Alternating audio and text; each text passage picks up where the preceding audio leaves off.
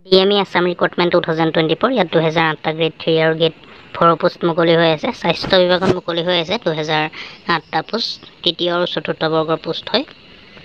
DME অৰ্থাৎ directorate of medical education Assam, চমুকৈ DME। Last date হ'ল 31/7 2024 অৰ্থাৎ 31 আগষ্ট 2024 লাষ্ট ডেট। 2008টা পোষ্ট আজি 6 মাহমানৰ আগতে মুকলি কৰা হৈছিলে বন্ধুসকল, নিশ্চয় আপোনালোকে জানে। এতিয়াও তাৰ ভেকেঞ্চিৰ কাৰণে আকৌ পুনৰ মুকলি কৰি দিয়া হৈছে। Directorate of medical education DME Assam to employment notification for the recruitment 2008 grade 3 technical and non technical and grade 4 vacancy. দেখিছে আপোনালোকে 2008টা পোষ্ট মুকলি কৰা হৈছে। গ্ৰেড 3 আৰু গ্ৰেড 4 টেকনিকেল আৰু নন টেকনিকেলৰ পোষ্ট মুকলি হৈ আছে। যিকেইটা পদৰ কাৰণে আপোনালোকে এপ্লাই অনলাইন কৰিব পাৰিব, অৰ্থাৎ এপ্লাই অনলাইন মাধ্যমেৰে কৰিব পাৰিব। DME আছাম ৰিক্ৰুইটমেণ্ট 2024 প্ৰথম পোষ্টকেইটা ওলাই আছে গ্ৰেড 3 টেকনিকেলৰ। ইয়াত টোটেল পোষ্ট ওলাই আছে 1031টা পোষ্ট মুকলি হৈ আছে। Educational qualification individual post wise educational qualification may be check with the official advertisement details. ইয়াৰ কাৰণে মানে পোষ্ট ৱাইজ বেলেগ বেলেগ এডুকেশ্যনেল কোৱালিফিকেশ্যন বিচৰা হৈছে, তাৰ কাৰণে এডভাৰটাইজমেণ্টত প্ৰকাশ কৰা হৈছে। এডভাৰটাইজমেণ্টখন চেক কৰিলে সকলোখিনি ডিটেইলছ পাই যাম। আমি আগতে বন্ধুসকল বাকীখিনি চাই লওঁ, পাছত এবাৰ এডভাৰটাইজমেণ্ট ডিটেইলছটো আমি চেক কৰিম। ইয়াৰ কাৰণে পে' কৰা হ'ব 14,000 টকাৰ পৰা 60,500 টকালৈকে। গ্ৰেড পে' থাকিব লগত গ্ৰেড পে'ও থাকিব, আৰু গ্ৰেড পে'ৰ কথা উল্লেখ কৰা হৈছে এডভাৰটাইজমেণ্ট ডিটেইলছত। 2 নম্বৰ গ্ৰেড 3 নন টেকনিকেলৰ পোষ্ট মুকলি হৈ আছে 320টা পোষ্ট। টোটেল এডুকেশ্যনেল কোৱালিফিকেশ্যন ইয়াৰ কাৰণে ইণ্ডিভিজুৱেল পোষ্ট ৱাইজ, ইয়াতো পোষ্ট ৱাইজ বেলেগ বেলেগ কোৱালিফিকেশ্যন হ'ব, তাৰ কাৰণে অফিচিয়েল এডভাৰটাইজমেণ্ট ডিটেইলছ আমি চেক কৰিব লাগিব। ইয়াৰ কাৰণে পে' কৰা হ'ব 14,000 টকাৰ পৰা 60,500 টকালৈকে, আৰু গ্ৰেড পে' থাকিব ইয়াতো। আৰু ইয়াতো এডভাৰটাইজমেণ্ট ডিটেইলছত আমি চেক কৰিব লাগিব গ্ৰেড পে'টো কিমান দিয়া হ'ব। 3 নম্বৰ গ্ৰেড 4 পোষ্ট মুকলি হৈ আছে। টোটেল পোষ্ট 657টা পোষ্ট মুকলি হৈ আছে, যাৰ কাৰণে এডুকেশ্যনেল কোৱালিফিকেশ্যন মিনিমাম 8+ বিচৰা হৈছে। ৰিকগনাইজ ইনষ্টিটিউটৰ পৰা পাছ কৰা হ'ব লাগিব। 8 পাছ কৰিলে আপোনালোকে এপ্লাই কৰিব পাৰিব। গ্ৰেড 4 পোষ্টকেইটাৰ কাৰণে 657টা পোষ্ট মুকলি হৈ আছে টোটেল, আৰু ইয়াৰ কাৰণে পে' কৰা হ'ব 12,000 টকাৰ পৰা 52,000 টকালৈকে, আৰু ইয়াত গ্ৰেড পে' থাকিব লগত 3,900 টকা। আৰু ইয়াত এটা নোট দিয়া হৈছে বন্ধুসকল, দেখিছে আপোনালোকে, the resumed online application process is only to fill the post of staff nurses in the recently establish Tinsukia medical college and hospital. ইয়াত কোৱা হৈছে বন্ধুসকল, যিহেতু এইটো আকৌ নতুনকৈ এপ্লাই কৰিবলৈ কোৱা হৈছে, কেৱল তিনিচুকীয়া মেডিকেল কলেজৰ কাৰণেহে এপ্লাই কৰিব পাৰিব আপোনালোকে, যিকেইটা নতুন পোষ্ট দিয়া হৈছে ইয়াত। 20 আগষ্ট 2024 পৰা 31 আগষ্ট 2024 ভিতৰত যিকেইটা পোষ্ট দিয়া হৈছে অকল তিনিচুকীয়া মেডিকেল কলেজৰ ফালৰ পৰাহে ওলোৱা হৈছে। আপোনালোকে এইখন মেডিকেল কলেজৰ কাৰণেহে এপ্লাই কৰিব পাৰিব।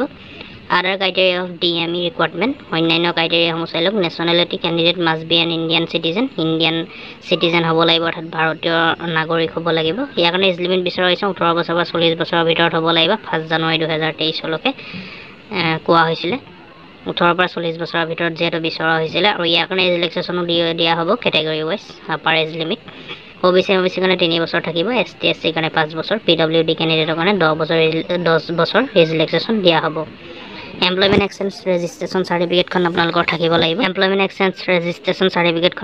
থাকিব লাগিব। এমপ্লয়মেণ্টখনো থাকিব লাগিব আপোনালোকৰ, যিখন অসমৰ হ'ব লাগিব। এমপ্লয়মেণ্ট এক্সচেঞ্জ অফ আছাম দেখিছে আপোনালোকে। এপ্লিকেশ্যন ফিজ ইয়াৰ কাৰণে পে' কৰিব নালাগে, আৰু ইয়াৰ কাৰণে হেল্পলাইন নম্বৰো দিয়া হৈছে। আপোনালোকৰ কিবা অসুবিধা হ'লে বা কনফিউজ হৈ থাকিলে আপোনালোকে ফোন কৰি সুধিব পাৰে। নাম্বাৰটো দিয়া হৈছে দেখিলে আপোনালোকে 7977259728। 10টা বজাৰ পৰা আগবেলা সন্ধিয়া 6টা বজালৈকে আপোনালোকে ফোন কৰি সুধিব পাৰে। Related article DME Assam admit card, how to apply for DME Assam recruitment. Apply কৰিবলৈ হ'লে আপোনালোকে ভিডিঅ' ডিছক্ৰিপশ্যন ভিজিট কৰিব, তাত লিংক পাই যাব। আৰু এইখিনি আপোনালোকে চাই ল'ব। Passport size photograph, signature of the applicant, আপোনালোকে কিমান KB ভিতৰত আপলোড কৰিব লাগিব। মেক্সিমাম ফাইল চাইজ ইয়াত চাই ল'ব, 50 KB লাগিব। ফাইল টাইপ JPG আৰু JPEG, ইয়াত পিক্সেলছো আপোনালোকে সেইখিনি চাই ল'ব। চিগনেচাৰটো চাই ল'ব, এনেকৈ তলত কিমান দিয়া হৈছে, 30 KB ভিতৰত হ'ব লাগিব চাইজটো, এনেকৈ আপোনালোকে চাই ল'ব। আৰু এনেকুৱা ধৰণতে আপোনালোকে এপ্লাই কৰিবলৈ, যিহেতু অনলাইন মাধ্যমেৰে এপ্লাই কৰিব পাৰিব, সেইখিনি চাই ল'ব আপোনালোকে কিমান KB ভিতৰত হ'ব লাগিব বা দিব লাগিব, আপলোড কৰিব লাগিব। আগতো কোৱা হৈছে ভিডিঅ'ত, নিশ্চয় আপোনালোকে জানে, যিসকলে এপ্লাই কৰিছিলে বা যিসকলে ভিডিঅ' চাইছিলে। লাষ্ট ডেট হৈ গ'লে এপ্লাই কৰিব নোৱাৰিলে, এতিয়া সেইসকলে এপ্লাই কৰি ল'ব। সেইকাৰণে ইম্পৰ্টেণ্ট ডেটছ কিছুমানো দিয়া হৈছে। Important that's of DME Assam recruitment 2023।